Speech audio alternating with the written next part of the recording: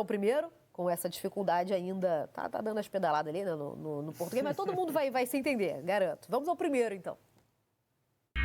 Como é bom ter a chance de estar pertinho dos atletas no centro de treinamento. Dá para ver os detalhes, como o Visual 2024 do Yuri Alberto, os reforços em ação, Hugo, Ranielli, Rodrigo Garro. E só mesmo num treino aberto, as câmeras podem flagrar o esforço de um outro novo contratado para entender o nosso idioma. Não entendi. Habla um pouquinho mais despacio. O jogador pediu para a galera fazer as perguntas um pouco mais devagar na entrevista coletiva. Importante destacar que o português do professor parece bem mais didático do que o nosso, da imprensa. O técnico ele entende um pouco mais. Palácios disse que o técnico ele entende um pouco mais, é que ele fala mais devagar. O equatoriano Diego Palácios já foi apresentado comemorando a chegada de outro conterrâneo, Félix Torres.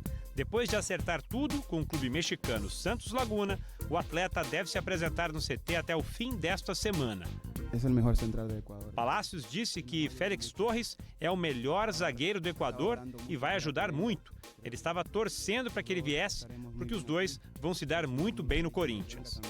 Até o amigo chegar, Diego Palácios que lute para entender melhor as instruções do chefe para ganhar uma vaga na equipe, porque ele treinou a maior parte do tempo entre os reservas. Aliás, tá com saudade de um campinho? É aquele momento da reportagem que a gente coloca na tela um time titular provável antes de uma partida. Pois com a generosidade do Mano Menezes, nós podemos pelo menos esboçar um Corinthians nesse começo de 2024.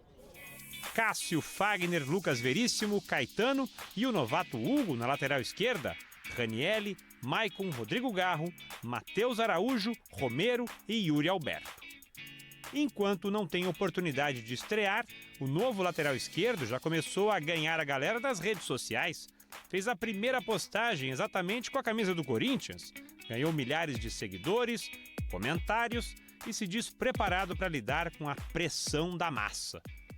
É minha primeira vez em uma equipe. Palácios diz que é a primeira vez dele numa equipe tão grande como o Corinthians, que tem a melhor torcida do país. Mas ele sente que, com trabalho e formando uma família, eles vão conseguir mostrar muita coisa. Média com a torcida melhor que essa, só mesmo as primeiras palavras num portunhol com um sotaque bem corintiano. Obrigado, muitas graças. Vai Corinthians, tamo junto. Já falou um junto, né? Mas é porque ele deve ter ouvido, né? Ele não leu. Não.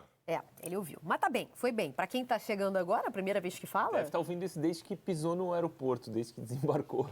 Ele lembrou nessa primeira... que eu falei que a gente ia mostrar o primeiro, já são dois, né? Porque o Félix Torres também, mas é o primeiro falando oficialmente como novo atleta, né? Do Corinthians.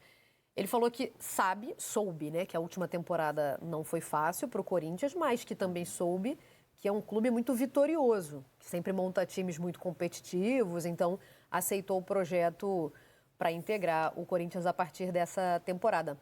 Ele falou de zaga. Como é que foi mesmo? Que eu até lembrei aqui, falei, e o Arboleda? Porque ele fala do Félix Torres, né? Uhum. Que ele fala da... E eu tô pensando aqui, finalizando, tá finalizado, né? Vai ser só apresentado. A zaga titular da seleção equatoriana estará no Brasil, né? Sim. Atuando no Brasil, não é isso? Sim, Félix Torres. E Arboleda. Arboleda e Diego Palácio, que também é jogador de seleção. Que também é, exatamente.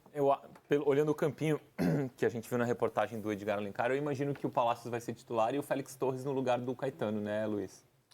Eu acho que isso... A gente está falando de zaga titular, tem o Incapé, que é jogador do Bayer Leverkusen, né, zagueiro titular também da seleção, mas às vezes ele joga como lateral, então é o único do setor defensivo titular da seleção equatoriana que não atua no futebol brasileiro.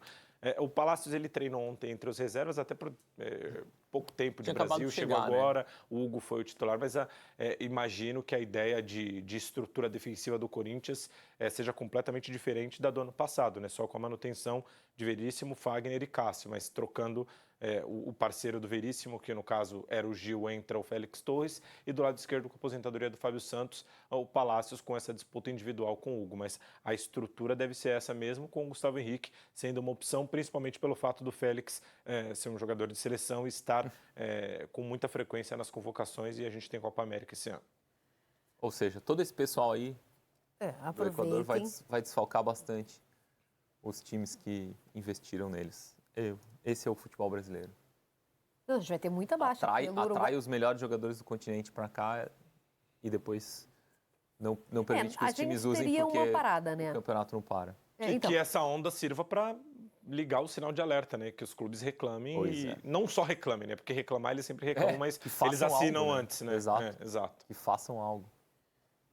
Já que vocês falaram no Gustavo Henrique, ele desembarcou, né, também já no Aeroporto Internacional de São Paulo e também falou sobre o companheiro e a possibilidade de reeditar a dupla com o Santos. A dupla do Veríssimo, né? Com o Lucas Veríssimo. Foram muito bem no Santos. Muito bem no Santos de 2019, né? Legal. Eu até foi com o Sampaoli, inclusive, o ano de mais sucesso. Isso, quando eles foram vice-campeões brasileiros. E aí, dali o Gustavo vai para o Flamengo. Eles tinham ainda o Luan Pérez. O Lucas ainda espera mais um tempo e vai para o Benfica. Legal ver essa dupla reunida de novo. Perfeito, que estava, como a Duda contou pra gente no resumo dela agora, no Real Valladolid. Não foi anunciado ainda oficialmente, ainda tem que fazer exames, né? Mas já desembarcou, já fala como atleta, né? Já fala como atleta do Corinthians e já falou dessa possibilidade de reeditar essa dupla com o Veríssimo. E a gente está falando de 19. São 5 anos, Eu ia falar, faz muito pouco tempo, mas não faz tão pouco tempo assim. Passa muito rápido. Parece, mas são 5 anos. Mas, de qualquer maneira, vai ser interessante. Não, mas os dois são jovens, são dois. Os dois não tem. O Lucas acho que tem 30 anos e o Gustavo Henrique. Bateu agora 30. Acho que exato. Tem bastante lenha para queimar os dois aí. Então, divisão dele, 60% do Corinthians. Aliás, ele chegou de graça, né? Importante a gente... Sem porque o custo Corinthians de contratação. De contratação, de graça não. Sem o custo de contratação.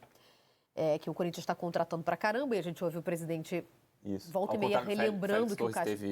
Teve investimento, Diego Palácio teve investimento. Exatamente. Mas o Gustavo Henrique não. 60% agora dos direitos dele são do Corinthians e 40% divididos entre o próprio Real Valladolid e o Fenerbahçe, na Turquia, tá? O time para o qual ele se transferiu depois que saiu do Flamengo. É assim que ele chega no Corinthians. Oi, Luiz Teixeira. Só uma última de Corinthians, você falou de Fenerbahçe da Turquia, um rival do Fenerbahçe.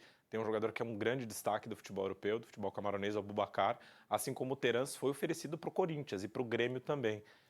Ainda não houve um retorno dessa consulta ou desse oferecimento por parte do empresário do Aboubakar, mas é mais uma possibilidade que surge aí no mercado. O Corinthians que estava na insistência para um atacante, se falou muito de Gabigol, se falou muito de Borré, os dois com destinos completamente diferentes. E aí tem essa nova possibilidade, o Corinthians que ainda segue no mercado, com uma proposta, essa sim, concretizada e feita pelo Luiz Henrique, jogador do Betis. Tomara que role, eu adoro essas contratações. Um oferecimento, você gosta? Gosto. Mas pelo intercâmbio, por jogadores diferentes aqui, jogadores... E por ser muito bom, né? E principalmente porque é bom. Isso. Lembrando que é conhecido por ser bom, primeiramente. Gente, olha que loucura. Eu vou relembrar uma reportagem do meu amigo de 2021, porque isso não é inédito, mas eu ainda fico um pouco chocada. Vamos ao Gente, olha que coisa doida, hein? Tinha escuta na sala da presidência do Corinthians, olha lá. Que absurdo. Não, olha que loucura. O Corinthians encontra equipamentos de espionagem em andar da presidência depois de uma vistoria. Esses aparelhos foram encontrados na sala da presidência de reuniões de diretores. Ex-presidente Duílio Monteiro Alves nega conhecimento de escutas. Atrás de quadros e é tomada. O negócio da tomada eu fiquei muito impressionado. Tem a cobertura completa, tá, gente? No GE. Globo. Tinha escuta em tomadas. Em 2021, eu falei que não era inédito, mas em 2021, numa reportagem assinada pelo nosso amigo Martim Fernandes, pela Gabi Moreira também, na CBF, isso também foi encontrado, tá? Numa varredura. Foi logo depois do afastamento do Caboclo, né? E agora, recentemente, também houve mais noticiário de câmeras escondidas, gravadores escondidos em aqueles alarmes de detectores de fumaça para alarme de incêndio. Também tinha câmera e microfone escondido. Big Brother da bola.